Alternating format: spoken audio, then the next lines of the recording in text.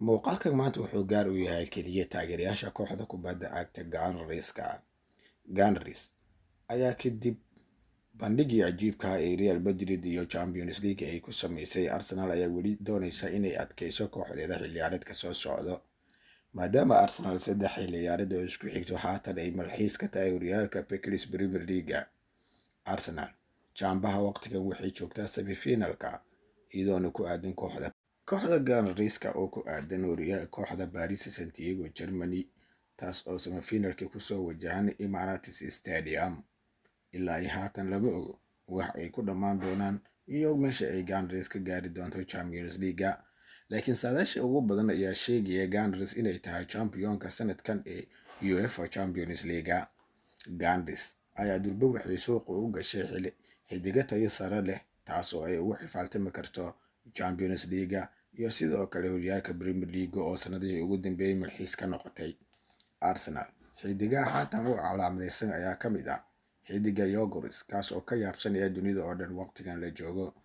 Dadkii intooda badan waxay moodayeen Gunners inay keeni doonto Lloris, laakiin number 9 ugu fiican oo Arsenal targetkeeda ah waqtigan ma ahan Victor Lloris keliya. Gunners waxay suuqa ka doonaysaa number 9 haddii ay u baahan tahay inay ka soo qaadato xidiga kooxda RB Leipzig ee Benjamin Sesko ayaa Arteta u arka dooqa koowaad ee Gunners, kaas oona laba suuq lasoo dhaafay Arsenal wadahadalo kula jirtay, sidoo kale xitaa bilowga xilli ciyaareedkan ay dalab rasmi ah ka gudbisay, laakiin xidiga Benjamin Sesko ayaa ka biidiiday inuu soo wareego gagada Emirates Stadium, kaas oo ka doorbiday inuu ku nagaado kooxdiisa RB Leipzig, isagoo sheegay inuu sanad kale soo joogi doono kooxdiisa. sidaa darteed Arsenal wax number 9 kale ah ama raadinteeda ma gelin xilli ciyaareedkii hore, sidaas ayayna horyaalka ku bilowday, waana tan ku weysay tartankii horyaalka English Premier League. Arteta wuxuu taageero weyn u yahay xidiga kooxda RB Leipzig ee Benjamin Sesko, laakiin jaraa'idada caalamka ayaa haatan qoraya Arsenal inay wadahadalkooda meel fiican maraya xidigan dunida ka yaabsan ee Victor Lloris.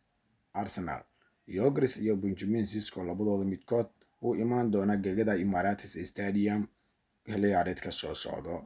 Sidoo kale Arsenal intaasi kuma eka, Gunners waxay suuqa ugu jirtaa garabka weerarka ee Atletico Bilbao iyo sidoo kale xulka qaranka Isbaanishka Nico Williams. Gunners Nico Williams ayaa bartilmaameed ka dhigatay Arsenal bilowgii xilli ciyaareedka, taas oona xifaaltanka la kulantay kooxda Barcelona ayaa gebi ahaanba isaga baxday doonista ay doonaysay Nico Williams kadib bandhiga cajiibka ah ee Rafinha. Sidoo kale Arsenal waxay bartilmaameedka labaad ka dhigatay haddii ay weyso Nico Williams. Bartilmaameedka labaad waxay ka xidiga garabka ugu ciyaara kooxda AC Milano. Rivaldo ma fududa in la helo, laakiin Gunners ayaa doorbidaysa inay ka dhigato bartilmaameedkeeda labaad ee garabka weerarka. Optionka saddexaad oo Gunners calaamadeysteen haddii ay waayaan labadaas xidig waxay ka dhigateen xidiga xulka England ninka lagu magacaabo Antonio Gordon. Gunners muxuu xidigaha ay suuqa ugu jirto markaa fiirisid qaab ciyaareedkooda iyo bandhigyada kulan walba ay ka sameynayaan, laakiin Arsenal waa Arsenal lama dhixi karo xidigan ay soo qaadanaysaa iyadoo bartilmaameedkeeda kaas yahay wax laga yaabaa mid kale inay hoosta ka sii qaadato oon iska ilowdo sidoo kale xidigii bartilmaameedka koowaad oo ahaa. sidoo kale Arsenal ayaa qadkeeda dhex waxay u calaamadeystay xidiga qaranka Spain iyo kooxda Real Sociedad ninka lagu magacaabo Martin Zubimendi ayaa Arteta u arka bedelka saxda ah ee Jorginho, kaas oo ka dhaqaaqi doono kooxda kubadda cagta Gunners. sidoo kale Arsenal maanta waxay si dardar ah ku soo gashay xidig kale oo ka ciyaara nambarka 10 oo u dhashay dalka Spain, kaas oo Atletico Bilbao u wato nambarka 8. Gunners ayaa waxay si dardar ah ku soo gashay doonista xidigan maadaama xidiga kabtanka kooxda kubadda cagta Arsenal inta badan bandhigiisa fiicneen aysan ku jirin xilli ciyaareedkan. Gunners ayaa doorbidaysa inay xidigaasi faltan dhex dhigto maadaama Gunners ay ka dhaqaaqo xidigaha seefta dul saaran tahay oo ay ka dhaqaaqayaan kooxda Arsenal ayaa ah in ka badan 10 xidig, waxaana hadda ka mid ah xidigaha safka hore ugu ciyaara ama aan dhahno cudub dhexaadka kooxda kubadda cagta Arsenal waqtiga Thomas Partey oo kontraktigiisa dhaacaya ayaa Arsenal ilaa iyo hadda wax heshiis cusub oo fiican u soo bandhigin. Thomas ayaa doonaya inay ugu yaraan Arsenal ku abaalmariso 2 sano oo soo socoto, halka Gunners ay dalabkeedu uu yahay kaliya hal xilli ciyaareed iyo hal kale oo option ah.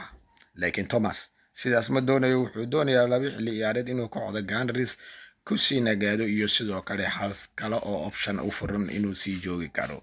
Sidoo kale kooxda waxaa free ugu dhaqaaqaya sanadkan xidiga daafac ugu ciyaaro oo tayada wanaagsan leh Kieran Tierney oo Gunners ilaa iyo hadda iska indhatirayso tayada xidigaasi.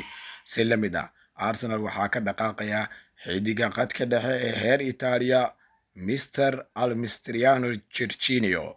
Sidoo kale Gunners xidigaha la calaamaday inay ka dhaqaaqan waxaa ka mid ah xidiga haatan isku hayo daafaca kooxda kubadda cagta Arsenal Jacob Kobior, iyo si la mid ah waxaa kooxda ka dhaqaaqi karo Fabio Vieira.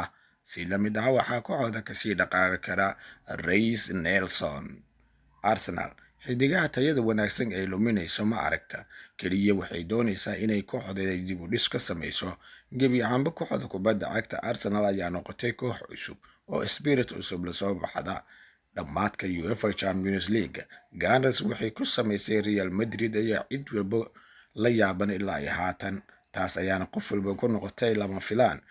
Wararka jaraa'idada caalamka maanta qorayaan ayaa waxay ka mid tahay in Gunners haddii ay ku guulaysato UEFA Champions League uu xidigeeda qadka dhexe Declan Rice uu noqon doono guulaystaha bilada caalamiga ah ee Ballon d'Or.